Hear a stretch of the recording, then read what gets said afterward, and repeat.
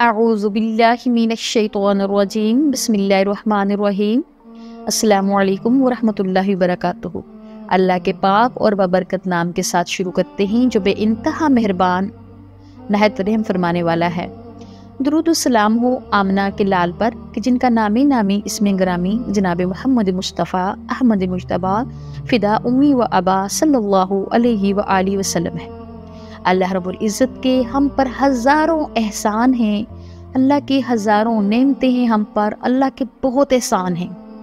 ان احسان میں سے اللہ پاک کا ایک احسان یہ بھی ہے کہ اللہ تعالیٰ نے مجھے اور آپ کو ایک بار پھر سال کے سب سے بہترین دنوں میں داخل کر رہا ہے، اور ہم اللہ سے دعا کرتے ہیں اللہ پاک ہمیں ان اوقات کو بہترین طور پر ان سے فائدہ اٹھانے کی توفیق عطا فرمائے، اور اللہ تعالیٰ ہمارے کیے جانے والے اعمال کو قبول فرمائے۔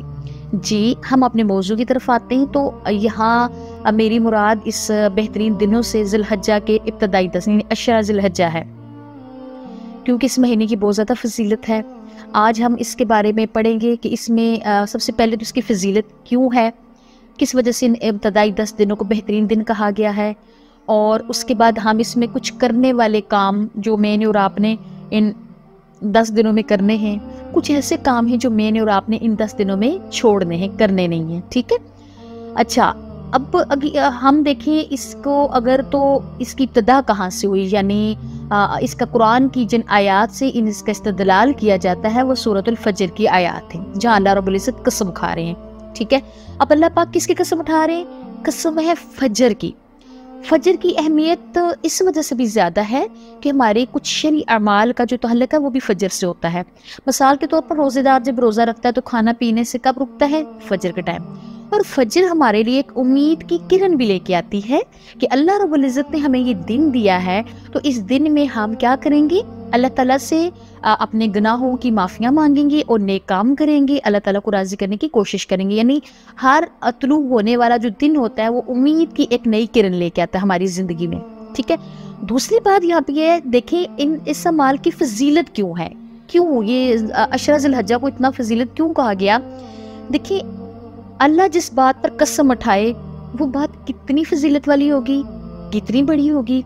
بات کو قوت دینے کے لیے، یعنی کسی بات کو حق ثابت کرنے کے لیے، اپنی سچائی کی گواہی دینے کے لیے، اس بات کو مضبوط کرنے کے لیے ہم قسم اٹھاتے ہیں۔ اور قسم کس کی اٹھائی جاتی ہے؟ صرف اللہ پاک کی، اللہ کے علاوہ کسی چیز کی قسم نہیں اٹھائی جاتی، یہ جائز نہیں ہے اور قسم اٹھانا، اللہ کی قسم اٹھائی جاتی ہے، ٹھیک ہے۔ اور یہاں پہ دیکھیں اللہ خود قسم، اللہ کی قسم ہم اٹھاتے ہیں کسی بات کو قوت دینے کے لیے، لیکن یہاں اللہ خود قسم اٹھا رہے ہیں، جس چیز کی قسم، جن دنوں کی قسم اللہ رب العزت خود اٹھا رہے ہیں۔ اب سوچیں وہ کتنے اہم ترین دن ہوں گے، کتنی اہم چیزیں وہ ہوں گی جس کی قسم اللہ رب العزت کی ذات خود کھا رہے ہیں۔ اچھا، آتے ہیں ہم ذی الحجہ کی طرف کہ کیوں اس کی اتنی فضیلت دی گئی ہے۔ صحیح بخاری میں حدیث ہے، نبی پاک صلی اللہ علیہ وسلم نے فرمایا ذی الحجہ کی ابتدائی 10 دنوں کے مقابلے میں کوئی دوسرے ایام ایسے نہیں جن میں نیک عمل اللہ کو ان دنوں سے زیادہ محبوب ہوں۔ یعنی ذی الحجہ کے ابتدائی 10 دنوں میں اللہ کو نیک عمل اتنے محبوب ہیں، باقی دنوں میں اس سے زیادہ کوئی عمل بھی محبوب نہیں۔ جب صحابہ کرام نے یہ بات رسول پاک صلی اللہ علیہ وسلم کی زبان اطہر سے سنی تو انہوں نے پوچھا، سوال کیا، یا رسول اللہ صلی اللہ علیہ وسلم، کیا اللہ کے راستے میں جہاد بھی نہیں؟ کیونکہ جہاد تو بہت بہترین عمل ہے، یہ تمام ارکان اسلام کی چوٹی ہے جہاد، تو کیا جہاد بھی اتنا محبوب نہیں ہے اللہ کو جتنے ان دنوں کے اعمال زیادہ محبوب ہے؟ تو نبی پاک صلی اللہ علیہ وسلم نے فرمایا ہاں جہاد بھی نہیں، مگر یہ بات الگ ہے کہ اگر کوئی مجاہد اللہ کی راہ میں جاتا ہے اپنا مال اور اپنی جان لے کر، اس کی مال بھی راہ خدا میں قربان ہو جاتا ہے، اس کی جان بھی راہ خدا میں قربان ہو جاتی ہے، اس مجاہد سے افضل نہیں ہے۔ اس کے علاوہ ہر چیز سے ان دنوں کی جانے والی عبادت افضل ہے، ٹھیک ہے۔ یعنی عام دنوں میں جہاد جو ہے کرنا اور ان دنوں میں اعمال کرنا زیادہ افضل ہے، لیکن اس مجاہد سے جو اللہ کے راستے میں اپنی جان اور اپنا مال دونوں قربان کر دے وہ زیادہ افضل ہے، ٹھیک ہے۔ اچھا، پھر دوسرا ہے کہ کیا وجہ ہے، کیوں یہ چیز جو ہے ذی الحجہ کے اتنی فضیلت کیوں ہے؟ حافظ ابن حجر عسقلانی لکھتے ہیں کہ اس کی حکمت کیا ہے۔ حکمت یہ ہے کہ عشرہ ذی الحجہ کو یہ شان و شوکت اللہ نے اس لیے بخشی، یہ واحد مہینہ ہے جس میں ساری عبادتیں ایک ساتھ ہمیں مل جاتی ہیں۔ مثلا ارکان اسلام جو ہے نا وہ سارے کے سارے ہمیں اس ایک مہینے میں ملتے ہیں۔ اس مہینے کے علاوہ آپ کو کہیں بھی پورے ارکان اسلام ایک وقت میں نہیں ملیں گے۔ مثلا توحید، الحمدللہ ہم توحید پہ ہیں، نماز ہم پڑھتے ہیں، نفل کا اہتمام کیا جاتا ہے، روزہ یکم ذی الحجہ سے لے کے 9 ذی الحجہ تک کا روزہ بھی رکھا جاتا ہے، صدقہ بھی دیا جاتا ہے، اور اس میں حج بھی آ جاتا ہے۔ یعنی سال میں یہ ساری عبادتیں جو اس مہینے میں ہمیں ملتی ہیں، اس لیے اس کی بہت زیادہ فضیلت ہے۔ دوسرے نمبر پہ یہ آتا ہے کہ اب ہمیں کرنا کیا ہے۔ یہ تو اس کی فضیلت ہے کہ اس کے اعمال کا بہت ثواب ہے، تو اب ہم نے کیا کرنا ہے؟ ہم نے سب سے پہلے یہ کرنا ہے 10 کام جو ہیں وہ ہم نے سب سے پہلے کرنے ہیں، اس کے بعد ہم اس کی دوسری سائڈ پہ آتے ہیں، دوسری بات کرتے ہیں۔ اب ان 10 کام کون سے ہیں؟ سب سے پہلے جب ہم نے چاند دیکھنا ہے، نمبر 1 جب ہم نے چاند دیکھنا ہے تو ہم نے چاند دیکھنے کی دعا پڑھنی ہے، ٹھیک ہے؟ اور چاند دیکھنے کی دعا پڑھنی ہے، وہ جو دعا ہے اللہم اہلہ علینا، ٹھیک ہے؟ یہ پوری دعا آپ نے پڑھنی ہے۔ یہ اللہ اس چاند کو تو نے ہمارے زندگیوں میں لایا ہے نا، امن والا، سلامتی والا، سکون والا بنا کے لانا، اور ہمیں نیک عمال کرنے کی توفیق عطا فرمانا۔ چاند تیرا رب بھی میرا اللہ ہے اور میرا رب بھی میرا اللہ ہے، ٹھیک ہے؟ اور نمبر 2 جب چاند نظر آ گیا تکبیر کہنا شروع کر دینا ہے۔ اب تکبیر کیا ہے؟ تکبیر یعنی اللہ کی تکبیرات بلند کرنا، اللہ کی حمد بیان کرنا، اللہ کی ثنا بیان کرنا، اللہ کی وحدانیت بیان کرنا۔ وحدانیت سے مراد لا الہ الا اللہ، ٹھیک ہے؟ اور اللہ کی پاکی سے مراد سبحان اللہ و بحمدہ سبحان اللہ العظیم، ٹھیک ہے؟ اب اس میں عبداللہ بن عمر اور ابی ہریرہ رضی اللہ تعالیٰ عنہ سے روایت ہے، فرماتے ہیں کہ جب ہم یکم ذی الحجہ آ جاتا تو ہم بازاروں کی طرف نکل جاتے اور اونچی اونچی آواز میں ہم تکبیر کہتے۔ ہماری تکبیر سن کے وہ لوگ جو اپنے کام کاج میں مشغول تھے وہ بھی تکبیر کہتے۔ عورتیں گھر کے اندر بلند آواز میں تکبیر کہیں گی، ہاں اگر کوئی اور نہیں سن رہا، ان کے بچے ہیں، ان کے محرم رشتے ہیں، تو ان کو بھی تکبیر اونچی آواز میں کہنی چاہیے تاکہ ان کے بچے ان کے ساتھ مل کے تکبیر کو پڑھیں، ٹھیک ہے؟ اب تکبیر کیا ہے؟ مختلف روایت میں مختلف قسم کی تکبیریں، جیسے اللہ اکبر، اللہ اکبر، اللہ اکبر، اللہ اکبر کبیرہ، الحمدللہ کثیرہ، وسبحان اللہ بکرۃ واصیلا۔ پھر دوسری جگہ پہ ہے سبحان اللہ والحمدللہ ولا الہ الا اللہ واللہ اکبر وللہ الحمد، ٹھیک ہے؟ اللہ اکبر، اللہ اکبر، اللہ اکبر کبیرہ، ٹھیک ہے؟ الحمدللہ کثیرہ، سبحان اللہ بکرۃ واصیلا، ٹھیک ہے؟ اللہ اکبر، اللہ اکبر، اللہ اکبر کبیرہ۔ کچھ بھی اس کی جو ہے تکبیرات آپ نے یہ پڑھنی ہے۔ یہ جو تکبیرات ہیں نا پہلی ذی الحجہ سے لے کے 9 ذی الحجہ تک جو ہم پڑھتے ہیں، اس کو کہا جاتا ہے مطلق تکبیر ہیں، ٹھیک ہے؟ اور جو 10ویں سے لے کے 13 تک کی جاتی ہے، پڑھی جاتی ہیں، ان کو مقید کہا جاتا ہے، ٹھیک ہے؟ اچھا، پہلا کام ہم نے کیا کرنا ہے؟ چاند دیکھ کے دعا پڑھنی ہے، پھر ہم نے تکبیر بلند کرنی ہے۔ اور تیسرے نمبر پہ ہم نے کیا کرنا ہے؟ جب چاند نظر آ گیا اس کے بعد نہ ہم نے اپنے بال کٹوانے ہیں، نہ ہم نے اپنے ناخن تراشنے ہیں، یعنی کاٹنے ہیں، ٹھیک ہے؟ یعنی چاند نظر آنے سے پہلے بال بھی کاٹے جائیں گے اور ناخن بھی کاٹے جائیں گے۔ چاند نظر آنے کے بعد آپ نے بال اور ناخن کچھ بھی نہیں کاٹنے۔ اور اس کے بعد آپ نے کیا کرنا ہے؟ چوتھا، روزہ رکھنا ہے۔ یعنی نبی پاک صلی اللہ علیہ وسلم کا یہ معمول تھا کہ یکم سے 9 ذی الحجہ تک آپ روزہ رکھتے تھے، ٹھیک ہے؟ آپ کا یہ معمول تھا، اور ہمیں بھی یکم ذی الحجہ سے لے کے 9 ذی الحجہ تک روزہ رکھنا چاہیے۔ اگر کوئی بندہ کسی وجہ سے نہیں رکھ پاتا تو اسپیشلی جو ہے وہ عرفہ کا روزہ یعنی 9 ذی الحجہ کا روزہ رکھنا بہت ضروری ہے۔ نبی پاک صلی اللہ علیہ وسلم سے اس کی فضیلت پوچھی گئی تو آپ صلی اللہ علیہ وسلم نے فرمایا کہ یہ روزہ رکھنے سے 1 سال پہلے کے اور 1 سال بعد کے گناہ جو ہوتے ہیں وہ معاف کر دی جاتے ہیں، کفارہ بن جاتے ہیں۔ آئے نا ہم مل کے ایک کام کرتے ہیں، جس تک میری آواز پہنچ رہی ہے ہم اس بات کو ڈیسائیڈ کرتے ہیں کہ ہم اپنی فرینڈز کا سرکل ہے، ہمارا کولیگز ہیں، ہمارے اسٹوڈنٹ ہیں، ہمارے رشتہ دار ہیں، ہمارے بہن بھائی ہیں، ہم نے سب سے انشاءاللہ ایک بات کرنی ہے. چلے یکم سے لے کے 9 کو چھوڑیں، یعنی عرفہ کے روزے کے بارے میں ہم آتے ہیں، وہ تو ہم نے انشاءاللہ رکھنے ہی رکھنے ہیں. اگر ہم عرفہ کے روزے کے بارے میں 30 لوگوں کو بھی تیار کر لیں کہ چلے ہم عرفہ کا روزہ رکھتے ہیں، اب کیا کریں گے ہم؟ یا تو ہم سحری کروائیں یا تو پھر ہم افطاری کروائیں. سحری تو مشکل ہو جاتی ہے، افطاری ہم کروائیں. اب دیکھیں روزہ یا رکھا جائے یا ان سے رکھوایا جائے، یا یعنی افطار کروایا جائے. اب کیا ہوگا، 30 لوگ رکھیں گے، وہ ان کو تو ان کا اجر ملے گا، لیکن میرے نام اعمال میں 60 سال کے ثواب آ جائے گا. تو میرا کیا جانا ہے؟ کچھ بھی نہیں، اللہ کا مال ہے، اللہ نے مجھے دیا، اس میں سے میرا خدا میں خرچ کر رہی ہوں. اور اللہ دیکھیں کتنا غفور رحیم ذات ہے، اتنا مہربان بھی کوئی ہو سکتا ہے کہ دیکھیں اللہ کہہ رہے کہ آپ ایک روزے دار کو روزہ افطار کروائیں. ٹھیک ہے، اب کیا ہوگا، جو روزہ افطار کرے گا اس نے جتنی بھی عبادت کی ہے اس کو پورے کا پورا اجر ملے گا، اس کے اجر میں کوئی کمی نہیں کی جائے گی. لیکن اگر آپ نے اس کو روزہ رکھوایا ہے یا اس کو شام ٹائم آپ نے افطار کروایا ہے، جتنا اجر اس کو رکھنے والے کو ملا ہے اتنا تمہیں رکھوانے والے کو، افطار کروانے والے کو مل گیا. مال کس کا ہے؟ اللہ کا. اللہ کا یہ وعدہ ہے کہ تم میرے راستے میں خرچ کرو، میں تمہیں زیادہ دوں گا. ٹھیک ہے، ہمارا یہ ایمان ہے نا اللہ کی ذات پہ. تو آئیں نا پھر ہم مل کے فرینڈز آپس میں مل کے ہم 30 لوگوں کا عرفہ والے دن ہم روزہ افطار کرواتے ہیں، تو کتنا ثواب ہم کمائیں گے. یہ بہت اچھی سجیشن ہے، اس کو ذہن میں رکھیے گا. ٹھیک ہے، اب 5ویں نمبر پہ کرنے والا کام کیا ہے کہ ہم نے روٹین سے نفل کا اہتمام کرنا ہے.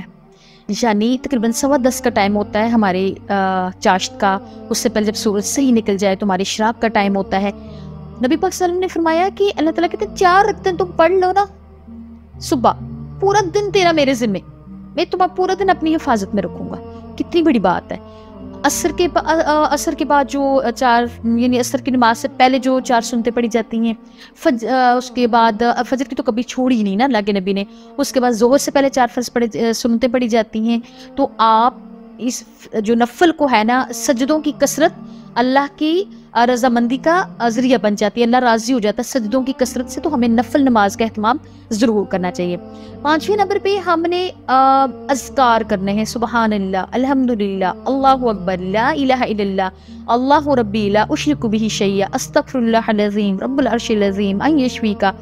یعنی کچھ جتنی بھی دعائیں ہیں، اگر کوئی ہمارے پاس بیمار ہے تو ان کے ساتھ ہم نے یہ والی دعا پڑھنی ہے، اور ہم نے اپنے لیے دعائیں کرنی ہیں، استغفر اللہ، سبحان اللہ، کچھ جو بھی ہم پڑھ سکتے ہیں ہمیں اس میں پڑھنا چاہیے. ٹھیک ہے، پھر ہم نے کیا کرنا ہے، دعائیں، ایک دوسرے کے لیے دعائیں کرنی ہیں، بہت زیادہ دعائیں کرنی ہیں. کیونکہ اللہ رب العزت جب کوئی غائب کے لیے دعا کرتا ہے تو اللہ تعالیٰ ایک فرشتہ مقرر کر دیتے ہیں. جو انسان اپنے بھائی کے لیے کچھ مانگتا ہے تو اللہ تعالیٰ کا نے جو فرشتہ مقرر کیا ہوتا ہے نا، تو وہ فرشتہ ساتھ کہہ رہا ہوتا ہے اللہ تو اس کو بھی وہ عطا کر جو اس نے اپنے بھائی کے لیے مانگا. ٹھیک ہے، تو ہمیں کثرت سے، اگر ہمارے پاس کسی چیز کی کمی ہے، ہمیں کثرت سے اللہ تعالیٰ سے دعائیں کرنی چاہیے، اپنے بہن بھائیوں کے لیے، اپنے ملک کے لیے، اپنے دین اسلام میں کام کرنے والوں کے لیے، اپنے بچوں کے لیے، اپنے معاشرے میں، اپنے ہر چیز کے لیے ہمیں اللہ تعالیٰ سے دعا کرنی چاہیے اور اللہ تعالیٰ سے لینا چاہیے. امید اس قدر اپنے رب پہ رکھو نا، اور یقین رکھو کہ یہ کام ہے نا، یہ میرا رب کروائے گا. اگر کوئی کہے نا یہ کیسے ہوگا، تو کہ مجھے کیا پتا کیسے ہوگا، وہ میرا اللہ ہے، میرا بھروسہ میرے رب پہ ہے. جو رب پہ بھروسہ کر لیتا ہے، اب سوچے نا کوئی انسان ہمیں کہے نا کہ مجھے آپ پہ بڑی امید ہے، تو میں اپنی اگر پرسنل آپ کو بات بتاؤں تو پھر میری یہ کوشش ہوتی ہے کہ مجھے اگر 100 میں سے 99 کا بھی مجھے خسارہ ہوتا ہے نا، مجھے وہ قبول ہوتا ہے. کیونکہ جب مجھے کوئی کہتا ہے کہ ہمیں آپ پہ بڑی امید ہے، میں کہتی ہوں اس کی امید کبھی ٹوٹنی نہیں چاہیے، خالی نہیں ہونی چاہیے. خسارہ اٹھا کے بھی اس کی امیدوں پہ انسان پورا اترنے کی کوشش کرتا ہے. اور جس کی امیدوں کا مرکز اللہ رب العزت کی ذات اقدس ہو، وہ کیسے تنہا چھوڑ سکتا ہے. تو اس اللہ سے امید کے ساتھ جو ہے وہ دعائیں مانگنی چاہیے. پھر اللہ کی راہ میں صدقہ اور خیرات کرنا چاہیے. صدقہ آپ کو پتہ ہے قبر کے عذاب کو بھی ٹھنڈا کر دیتا ہے، اللہ کے غصے کو بھی ٹھنڈا کر دیتا ہے، اللہ کے قرب کا حصہ بن جاتا ہے، یعنی اللہ کا قرب حاصل کرنے کا ذریعہ بن جاتا ہے. اور یہ بہت سی ایسی چیزیں ہیں جو صدقے کی وجہ سے بری بلاؤں کو، آفتوں کو صدقہ ٹال دیتا ہے. ٹھیک ہے، اور اللہ کی راہ میں صدقے کا بہت اجر ہے، تو ہمیں اللہ کی راہ میں صدقہ بھی کرنا چاہیے، خیر خواہی کرنی چاہیے. اگر معاشرے میں کہیں بگاڑ ہے، گھر میں کسی جگہ پہ بھی کوئی ہے تو ہمیں اس میں خیر خواہی کرنی چاہیے. پھر آ جاتا آخر میں قربانی. اب دیکھیں ایسے لوگ ہیں الحمدللہ ہمارے ارد گرد میں، ہماری سوسائٹی میں بہت سے ایسے لوگ ہیں جن کے گھر میں ماشاءاللہ 10 قربانیاں ہوتی ہیں. مثال کے طور پر 4 سے 5 ان کے گھر بکرے ہوتے ہیں، بڑا بھی ان کو انہوں نے کیا ہوتا ہے. کچھ ہمارے رشتہ داروں میں، ہمارے ملنے والوں میں ایسے بھی ہوتے ہیں کہ جو یہ فریضہ نبھا نہیں سکتے، ان کا بھی بہت دل کرتا ہے لیکن وہ کر نہیں سکتے. لیکن ایک بات بتاؤں، اگر آپ کو یہ امید ہے نا کہ آپ یہ قرض اتار سکتے ہیں تو آپ قرض اٹھا کے قربانی کر سکتے ہیں. یہ ہم کہتے ہیں نا ہم قرض نہیں لیتے، ہم نے شادی کی فضولیات کے لیے تو قرض لے لینا ہوتا ہے. ہم نے کوئی برتھ ڈے سیلیبریٹ کرنی ہو، ہم نے کہیں آنا جانا ہو، ہم قرض لے لیتے ہیں، جی میں دے دوں گا اور ہم کر لیتے ہیں. لیکن جب بات ہے نا قربانی کا ٹائم، تو ہم کہتے ہیں کہ نہیں میرے پہ تو ہو ہی نہیں سکتی، کیونکہ میرے پہ میں قرض لے کے تو نہیں کر سکتی. اگر عام کام ہو سکتے ہیں تو قربانی بھی ہو سکتی ہے. اگر آپ کے پاس ہے کہ آپ کو پیسہ آئے گا اور آپ یہ ریٹرن کر دیں گے تو آپ کو قربانی کرنی چاہیے. لیکن اگر جو لوگ اپنے گھر میں قربانی زیادہ کرتے ہیں، ان کے آس پاس کچھ ایسے لوگ ہیں جو قربانی نہیں کر سکتے، تو دیکھیں آپ نے تو خون بہانا ہے اوپر والے کی رضا کے لیے. ہم نے گلی محلے یا رشتہ داروں کے واہ واہ کے لیے تو نہیں نہ کرنا کہ جی میرے دروازے پہ اتنے بکرے باندھے ہوئے ہیں، کیونکہ اللہ کو نہ تو وہ خون پہنچتا ہے نہ گوشت پہنچتا ہے. اللہ کو تمہارے دل کا تقویٰ پہنچتا ہے. جب آپ منڈی میں گئے، وہاں سے آپ نے بکرا خریدا، آپ نے اپنی پاکٹ سے پیسے نکالے، وہ اللہ کے لیے آپ نے بکرا خریدا، وہیں سے آپ کو اجر مل گیا. ٹھیک ہے، اجر آپ کا وہیں سٹارٹ ہو گیا. جب آپ نے نیت کی اجر وہیں مل گیا. پھر آپ چل کے گئے، آپ کے درجات بلند ہو گئے. آپ لے کے آئے، آپ کے نام اعمال بلند ہو گئے. پھر آپ اس کو گھر لائے، آپ کے وہ جو گناہ تھے وہ مٹ گئے. تو جب یہ سارا کام ہو چکا ہے، آپ کا دل اللہ کی مٹھی میں، اللہ جانتے ہیں آپ کے دل کو، تو پھر آپ ایک اس قربانی کا جانور چپ کر کے نا اس کے گھر چھوڑائیں کہ آپ خود ہی اس کو ذبح کر لیں. آپ کی طرف تو پہنچ گیا نا، بجائے اس کے کہ آپ نے بعد میں گوشت بھیجنا، تو آپ ایک زندہ جانور اس تک پہنچا دیں اگر آپ اس کی توفیق رکھتے ہیں تو. ٹھیک ہے، اور اس کے علاوہ پھر آپ نے کیا کرنا ہے، اللہ سے بہت سی دعائیں کرنی ہیں. اور پھر عید آ جائے گی، اس کو اچھی طریقے سے ہم نے عید منانی ہے انشاءاللہ. دعاؤں میں ایک دوسروں کو یاد رکھنا ہے. اور یہ ذی الحجہ کے بہت خود قیمتی دن، اس میں قرآن جو سب سے اہم بات ہے، کم سے کم آپ اور میں یہ سوچتے ہیں نا، ہم ایک تہیہ کر لیتے ہیں. دیکھیں کوئی چیز ایسی نہیں ہے جو ہو نہیں سکتی، ہر چیز پوسیبل ہے، ہر چیز ہو سکتی ہے، لیکن کرنے کا جذبہ اور ارادہ ہونا چاہیے. کہتے ہیں نا کرنے والوں کی ہار نہیں ہوتی اور جو نہ کرے اس کا کام نہیں ہوتا. ٹھیک ہے، ہم نے آئے ایک ارادہ کرتے ہیں اس 10 دنوں میں، 3 دن کی 4 دن کی بات میں نہیں کر رہی، ان 10 دنوں میں ہم نے ایک قرآن پاک مکمل کر کے پڑھنا ہے. اچھا، ایک بچے نے اپنے دادا ابو سے سوال کیا کہ آپ ہمیں کہانیاں سناتے ہیں کہ صحابہ کرام جو تھے وہ 3 دن میں قرآن پڑھ لیتے تھے، اللہ کے بندے 4 دن میں قرآن مکمل کر لیتے تھے، 5 دن میں مکمل کر لیتے تھے، ایسا کیسے ہو سکتا ہے؟ میں نہیں اس بات کو مان سکتا کہ 30 پارے ہیں، اتنا مشکل، اور بندہ کیسے 3 دن میں 4 دن میں مکمل کر سکتا ہے؟ تو پتہ دادا ابو نے کیا جواب دیا؟ انہوں نے بڑا پیارا جواب دیا. انہوں نے کہا بیٹا، آپ لوگ جو فیس بک پہ یہ جو آپ رنگ برنگی ایپس ہیں، یہ آپ کا موبائل میں ٹک ٹاک ہے، یہ فیس بک ہے، یوٹیوب ہے، کچھ بھی آپ کہہ لیں، یہ سوشل میڈیا آپ کا ہے، جب اس پہ آپ لے کے بیٹھتے ہو نا تو 2 گھنٹے پتہ ہی نہیں چلتا ٹائم کہاں جاتا ہے. وہ لوگ فیس بک پہ نہیں بیٹھتے تھے، وہ موبائل پکڑ کے نہیں بیٹھتے تھے، وہ اللہ کا قرآن پکڑ کے بیٹھتے تھے. جتنا ٹائم تم موبائل کو دیتے ہو اتنا ٹائم وہ قرآن کو دیتے تھے، تو ان کا قرآن مکمل ہو جاتا تھا. Why do we note it؟ بات تو بہت سوچنے والی ہے، بہت نوٹ کرنے والا پوائنٹ ہے یہ، کہ واقعی میں بھی پہلے سوچتی تھی کہ ہاں مشکل ہوتا ہے ایک 3-4 دن میں قرآن پاک پڑھنا.